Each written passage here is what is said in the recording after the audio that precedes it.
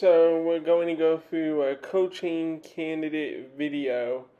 And the first candidate here is Mike Brown, associate head coach of the Golden State Warriors. He was an assistant head coach in Indiana under, I believe at the time, Rick Carlisle was formerly the head coach of the Pacers. Yes, he held that job once before. That was with Ron Artest, Jermaine O'Neal, etc. Then he went on to coach a very young LeBron James and Cleveland Cavaliers that went to the NBA Finals in 2007. And then ultimately he ended up coaching Kobe Bryant, 41-25 year. There was a lot of turmoil. They thought that Mike D'Antoni would be the answer. Not really. And then ever since, he's kind of hidden away under the tutelage of Steve Kerr. Now, for me, there are many reasons why I am actually a fan of Mike Brown when I look into him. Number one, Mike Brown's openness and candidness and honesty has always been a big part of who this guy is. And his success has been such where he had a 35-year-old, 36-year-old Shaquille O'Neal, and you win 66 games. Yes, a lot out of LeBron James, obviously. But there's something to be said about getting a lot out of your talent. And that's something that Mike Brown has shown that he's been able to do throughout his career. The other thing about Mike Brown that really entices me is how open and innovative he is to new ideas. Shocker about that, right?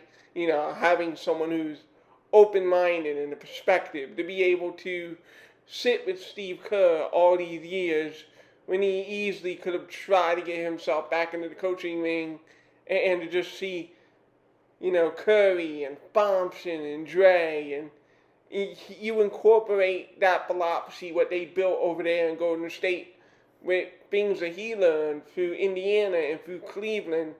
And I think he's the right blend of very different systems and knowledge along with a fresh outlook to be removed from the game for that long. Obviously, you don't know if he would want to be a head coach again, but if he were open to a head coaching job, he is honestly number one on my list, or one among the top number one guys. I like everyone that I'm going to mention on this list, or obviously I wanted to mention them for various reasons, but with Mike Brown, there's just a lot to like. You know, he's a tough-headed individual, defensive-minded coach. He will be fair with you, honest with you, but he's also going to be very demanding, very meticulous, very accountable. And that's been proven in Indiana and in Cleveland and even in Los Angeles. And as basically their associate head coach in Golden State. So this is a guy who, quote-unquote, dreaded retread, but this is a retread that I actually feel pretty confident that if you gave him a modern roster, a roster with Joel Embiid, I would like to see that. I would like to see him have that opportunity with maybe 2 stars. Well, definitely 2 stars. Tyreek Maxey is that second star, but could Mike Brown have a working relationship with James Harden? I think very much so. So for me, I'm looking at Mike Brown and I'm thinking to myself, this is a very interesting opportunity here for him if we were to get him. Now, the one coach who did not make this list, I'm going to use it to address it right now. The one coach who did not make this little initial list is Sam Cassell. And the reason that is very obvious for me. Once we fire Doc Rivers, the whole damn point is to remove the stench of Doc Rivers. Sam Cassell has the ultimate drawback that he is endorsed by Doc Rivers. I like being endorsed by a politician who has a shady past, you know? I don't want anyone who is associated or anyone who is strongly endorsed by Doc Rivers. I really don't. Because again, to me, that defeats the purpose. The purpose of this firing is to turn the page. And you can't turn the page by hiring a retread. Or rather, hiring someone who is connected to Doc Rivers. So for those reasons, Sam Cassell does not make my cut. I would actually be very disappointed if we hire Sam Cassell. He's not what I'm looking for moving forward. Now, number 2 on this list does not have quite the resume, but he does have an interesting profile when you think about it. Ty Corbin. This is the guy who was an assistant head coach under Jerry Sloan. Then he was basically the successor of Jerry Sloan, but that team, it aged very quickly.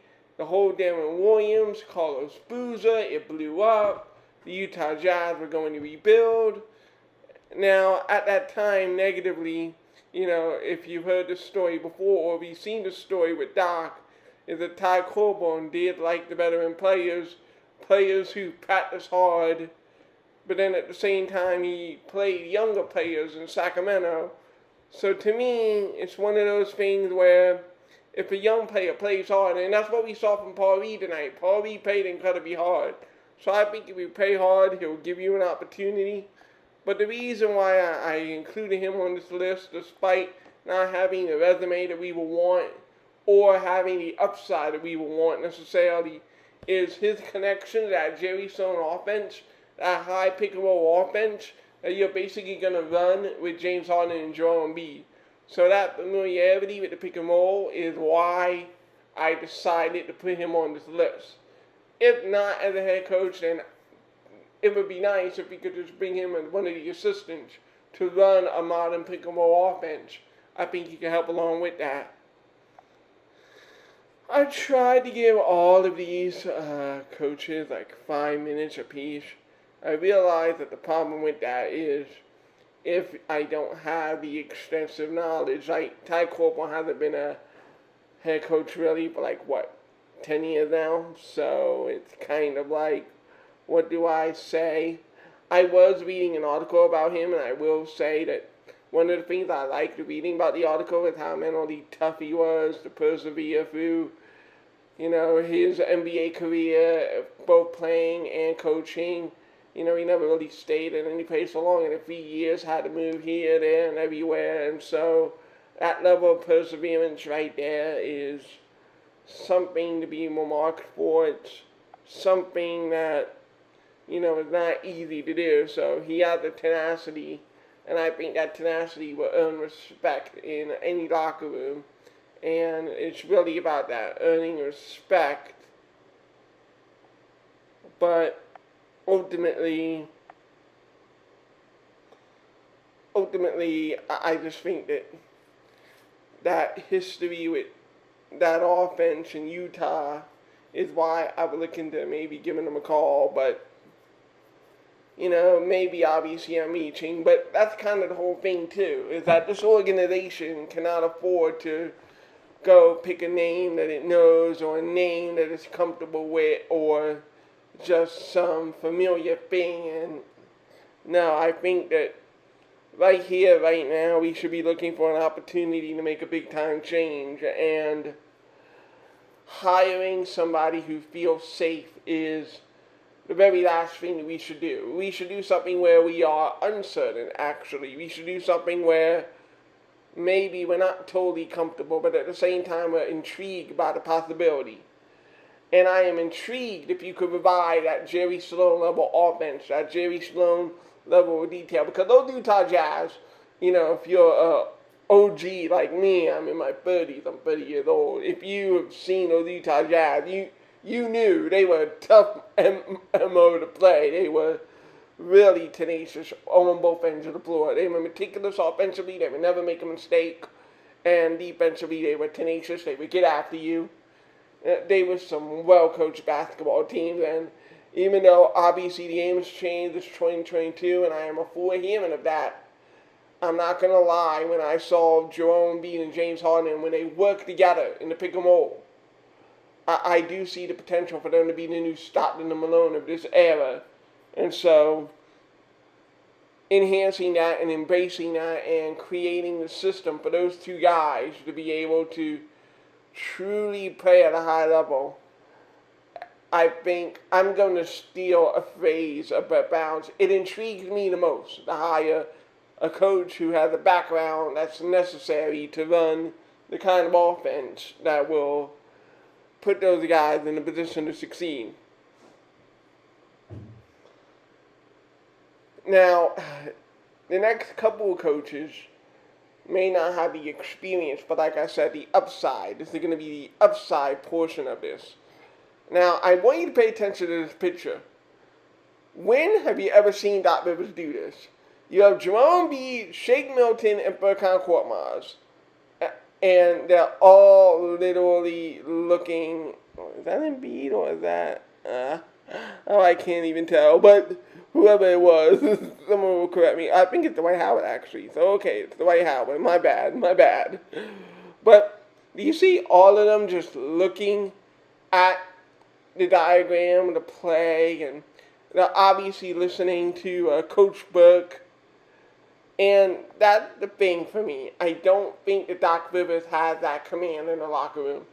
I don't think he ever did, even in his Clipper days. I don't think he has had that since Boston, to be blunt with you. And I think that that's why when Dan Burke was the associate coach, the temporary head coach during the COVID incident, I think that's why the players really gravitated towards Coach Burke and why they wanted to play for Coach Burke. It's like, if you, I'm just going to use an analogy from my childhood days. You're in school and you have an old bat of a teacher, and really the teacher is just a prune, you're out of your prime, the kids are, making a mess all over the classroom, they don't give a fuck, what are you going to do, And that's what Glenn is. Glenn's day is done. And Glenn's day, his heyday was 2008. I think it's time to recognize that fact that his heyday is done. And in Dan Burke, this is the guy who's been an assistant head coach, defensive coordinator for Indiana for 20 years, and obviously held the same position here in Philadelphia. His time is due. Similarly to Stephen Silas of the Houston Rockets, this is the guy who, he never really interviewed for a head coaching job, but what we saw in those 2 games, the thing that I would do, I would ask Jerome B, I'd ask Tyrese Maxey, talk to me, ask James Harden, because he hadn't really been here like that. But I would ask the guys who have been here, are you that confident in Dan Burke? What we saw in those 2 games, is his leadership something that gravitates towards you? And if the answer is yes, I have my in coach, and I can immediately transition into that. I'd fire Doc, and I'd have Dan Burke be the permanent head coach. And then the rest of these candidates obviously don't count at that point because I have my man. I very strongly consider Dan Burke, and it isn't just those 2 games. It's what he showed in those 2 games and the bigger meaning for me. If you remember, Doc Rivers, and DJ brought this up a couple of days ago too, and I've been thinking about it myself, is when Doc Rivers came here, even just before he came here, he literally said, I'm burned out, I don't want to coach anymore, I want to take time off with my kids, and Daryl Morey said the same thing. I honestly think that both of them were serious, but they saw an opportunity with Joel Embiid to reclaim some past glory, and they were like, hey, let's go do it. The problem with that is you have to have passion in order to win. You have to have the desire in order to win, and both of those guys just don't have that anymore because for them, they've been there and they've done it. Yeah, I'm accusing Daryl Morey of the same thing. You've been there, you've done it, and you really don't care at that level anymore. But Dan Burke, who's never been a head coach, never mind won a championship, he is hungry for that opportunity, and many others like him. And that's why I would heavily favor Dan Burke right now. I need someone who wants it. I need someone who wants to be a dog. Hungry dogs run faster, and Doc Rivers is no hungry dog. He's a tired, old dog that has a tail wagging, and the tail used to wag a lot, and now it's wagging really low, and it's on the ground. It's over, Doc. It's over. Just like it's over with DeAndre Jordan. I think it's over for you. You have a wonderful family. You're a great family man. You're interested in social activism as you should be. It's a great thing to have. Go retire. Retire in peace. You dedicated your service to the NBA, and now it's over. And now it's time for the new generation to come and step in and be the head coach of this franchise. And so for those reasons, I would give Dan Burke a legitimate shot here for all those reasons and above. I really made a mistake when it came to. See, what I did was I took a still image of all of the head coaches, or not even head coaches, or potential head coaches that I would think of, and I tried to extend the length of the picture for the voiceover recording. But the problem is I can't really. It's not like I writ a script to the specific time, you know. So it's like now here I am trying to kind of talk through as the video is recording in real time, and as I wait for the next clip to upload, because now I feel like moving on to, let's see, yeah, this will be coach 4 of 6 coaches that I have on this list, or 6 potential coaches that I have on this list, and right now it has yet to upload that 4th clip.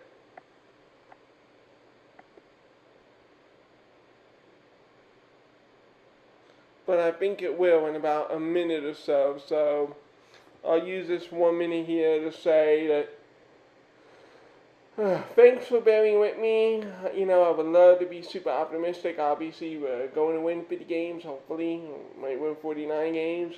You could technically call that a successful season, but regular season wins don't matter. And, you know, I think part of the problem for us is we pretty much won 60% of our games the last 5 straight regular seasons. So it feels like, have we improved? Like, even with the Harden thing, now we're 13-7 with the Harden trade. So, have we truly improved? I think we've improved playmaking, but at what cost to losing Steph Curry, really? So right now, it just feels we're in a bad place. Mentally, physically, the players, the coaches, the fans, we're just all in a really bad place right now. Losing MVP, we're all in a bad place. So that's why I'm focused on the offseason. So now, everyone wants Jay Wright, right? Well, Jay Wright is literally a lifetime of Villanova. So if you're going to go for a college head coach, go for one that could possibly be available. This is Tony Bennett of Virginia. If you heard of the Virginia pack line defense, which is kind of, I mentioned the pack line defense before. Remember when Charlotte played it? It's basically like a 2-3 hybrid, and it's a really devastating defense if you got the right personnel. Virginia has been a long-time NCAA contender, and I just think the longevity of that program and college coaching and NBA coaching is 2 very different things, but the thing about Tony Bennett is he's played basketball before, and he had that experience inside the locker room, and it makes me think that the transition for him would be at least slightly more smoother than it would be for the average college coach. And so for those reasons, and for the reason that I would love it if you could bring a pat line defense to the NBA. I would love if you could bring that kind of physicality, if you could pack that box and really just make it hard to drive into the paint. We don't really have the length and the athleticism. We would love to get that. But that's the kind of thing. Because length and athleticism is what counts, I could honestly see guys like Paul Reed and Charles Bassey getting minutes. That's the other thing. Again, we talk about wanting to be relevant in 2022, wanting to understand what it is that you have on your roster. And I think a young coach like Tony Bennett, who isn't tied to the NBA fraternity, also isn't going to be pushed around to play this guy minutes, play that guy minutes, play DeAndre Jordan, play Paul Millsap. No, you're going to have to earn minutes with this younger coach. And I think that's big. I think that's big time. Now, obviously, the risks of hiring a college coach are very much prevalent. And that is that, that, again, with college, the big thing is recruiting. You're able to recruit players in your program. You're able to build a program the way you want. Whereas in the NBA, I feel like two things for a college coach in transitioning to the NBA. Number one, go to a team with cap space. And then number two, hopefully you go into a team with a patient ownership. Because in order to have that kind of success that you had in college, you're going to need that level of patience to build a program in the NBA. Because it isn't a quick fix in basketball. It very rarely is. And same is true for us as well. Because like I said in my video of the season is over, this is just the beginning. This process that I'm talking about right here, this is the beginning of a very long, very difficult, very hard process. It's a process none of us wanted to be in, trust me. But it's a process and we can't escape it, we can't ignore it, we can't be blind to it. But even though we don't have the cap space, I do think we have the patience, and I think we have the players, and we have the system already in place. Like, if you can imagine Embiid in the middle of a pack line defensively, yeah. I haven't really, college normally isn't my thing. And as a matter of fact, there are only two reasons I ever think about college. Number one, the draft, when and if it ever comes up, and if we have a pick, we don't. And number two, even though this burned me with Chip Kelly, I was one of those who early advocated for Chip Kelly. I'm sorry, but I like it when young coaches or college coaches, assistant coaches have tremendous success at a program, etc., and they show potential. For me, potential is a big word. It's like gambling. It's like casino. You could hit a 777, or you could just flat out be broke. And the Sixers, like I said, are at a point where you need to casino this shit on everything from the coaching to the roster. I need some 777s. I need to take gambles that could bust. And I'm serious, and I'm prepared to do that. It's the only way we're going to get to the championship at this point, where we need to have a high variance level play. And for me, a college coach is quite that, and again, I don't have that level of expertise in the coaching world.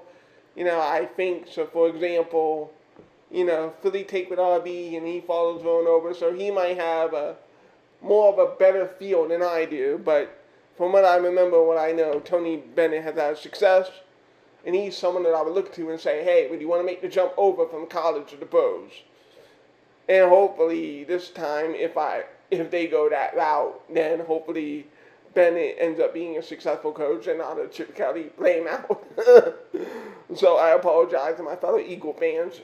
I voiced for Chip Kelly, and it did not work. And that's on me. That is on me. Once again, trying to pass this time through because I don't really have that much to say. And I know, why didn't you just lower the image to how much you would talk? And again, because with iMovie, it's so much harder. For example, there's 11 more minutes and 2 other coaches I have yet to get to. And I do think, or 2 potential coaches, again, I should say, and I do believe that I will be able to get to them and I will be able to talk about them extensively to the point where you're not hearing me ramble on to the transition in the next clip.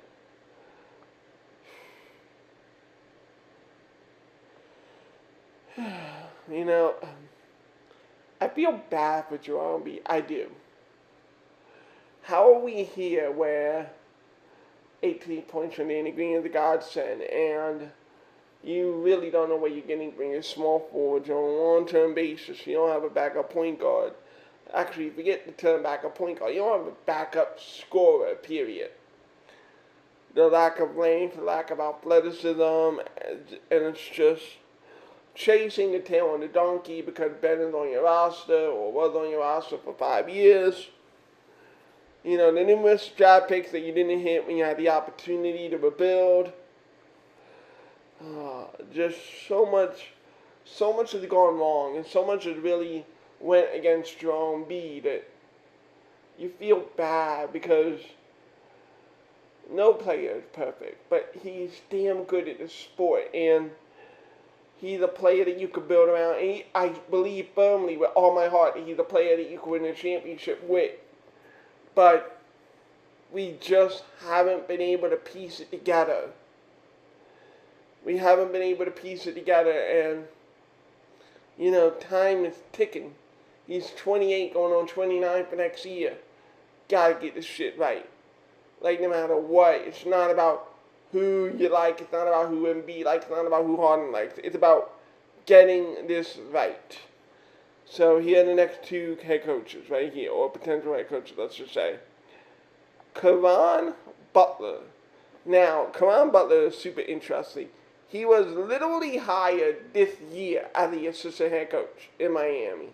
So I know for some of you this might be a little queasy. This might reek of Elton Brand, and I'm saying already, put him at the head coaching position. But it goes back to the thing that we don't want to retread. We want somebody who has seen 2022. And I'll put it like this. Eric Spoelstra far highly enough of him for him to be on that coaching staff. That, for me, speaks volumes that Eric Spoelstra, like, you know what, join me on my staff. I think you're going to be a set to my staff. When a Hall of Fame head coach says that about you, from a team that's looking to, I want to make a Sixer culture like a Heat culture. I know I make fun of it. I know I'm like, it's cute. You're getting minutes from Robinson, Strus. You're getting minutes from Overservin. But if we're being real, we don't get those minutes. We struggle to get our young players minutes on the floor. And the minute they make a mistake, we're like, see? But that's not Heat culture. That's the opposite of Heat culture. Heat culture is, you make a mistake, we're going to help you correct it so that you don't make that mistake again. And if I'm to be honest, I would want Heat culture to become Sixer culture. I would want Heat culture to become Sixer culture. And I am very much interested in that. The other reason why I would be interested in a Caron Butler is Caron Butler was a star player in the NBA. And so for me, it's about you earn that reputation, you earn that respect. So this is a guy who has sat near Eric Spoelstra, albeit for 1 year, and had a very successful career in the NBA. And for me, I think that star thing is going to resonate more with Jerome B, more with James Harden than some 65-year-old old grouchy dude that should retire in Glen Rivers.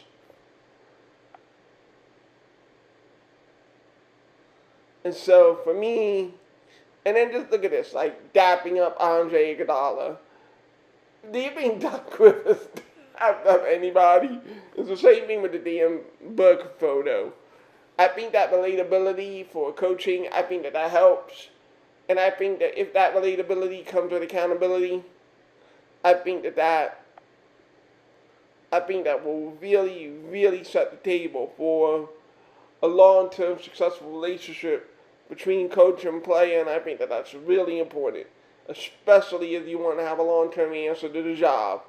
You don't sign 65-year-olds to 5-year deals, but you can sign the mid-40s, mid-50s, first-year guys to long-term deals, knowing that they will be a part of something big and long-term, hopefully here in Philadelphia. And so from that standpoint,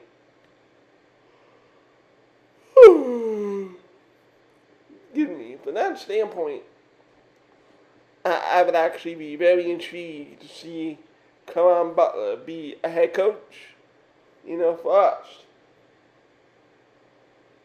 To me, he checked those boxes.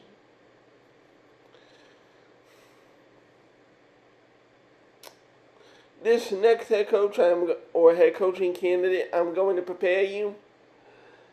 I wouldn't have thought of him as a head coaching candidate, except that I read an article in which, and this article came back in 2012, so who knows if this person has that interest now, but if he were to have that interest still, this is a guy that, because of what he's done and where he's been and who he's been with, I think that he will command a tremendous respect in the locker room that very few people would ever be able to command.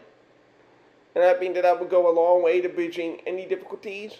and also any way of building a coaching staff. This person has never been a head coach before, or actually coaching at any level before. But despite that, if we were to take this roll on the dice, I would be very intrigued. Like I said, we're going big or we're going bust.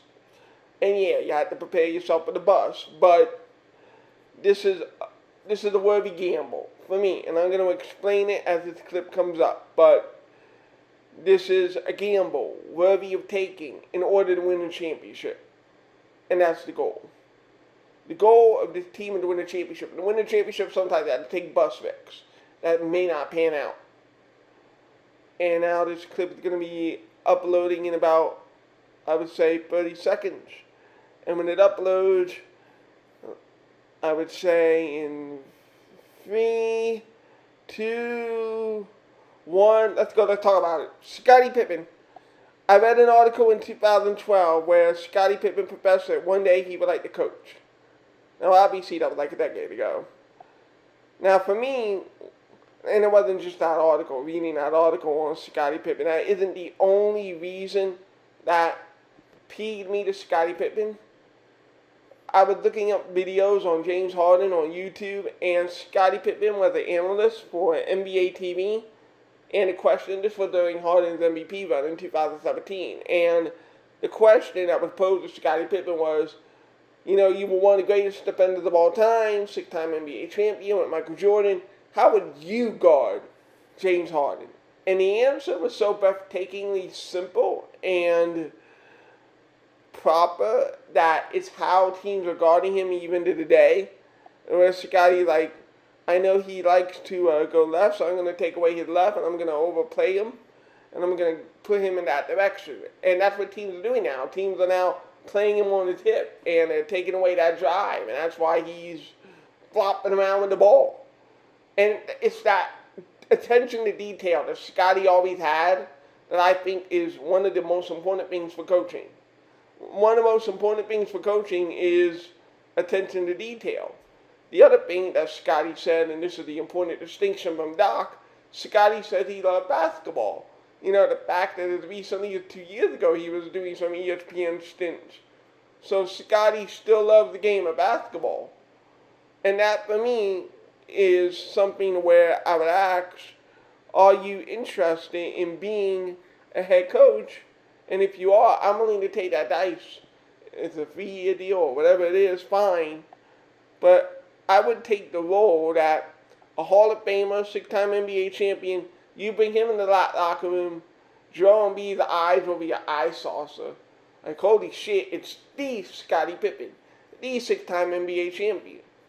And I don't think that there's anyone really on the coaching market right now, or the coaching market over the last few years, save if Spoelstra, somebody with for some real reason to be like, oh, we thought Doc was going to be this guy, not really, but right now, Scottie would bring an instant credibility to that locker room, similarly to Colin Butler, that the Sixers locker room just does not have right now. Now, obviously, it's a big gamble to hire somebody who doesn't have coaching experience, but it wouldn't be so far from the norm. Remember, the Brooklyn Nets did it with Steve Nash, and obviously that's been a mixed bag, but this is the direction we could possibly go in. This is Sixers universe, you know. From here on out, it's going to be a hard road, fought with a lot of tough decisions, and I don't envy the ownership, but this is why they're willing to pay the big bucks. To make this done, to get this done, to make it work. I just got a few things here. So, Sixers of the Universe, signing off. Peace.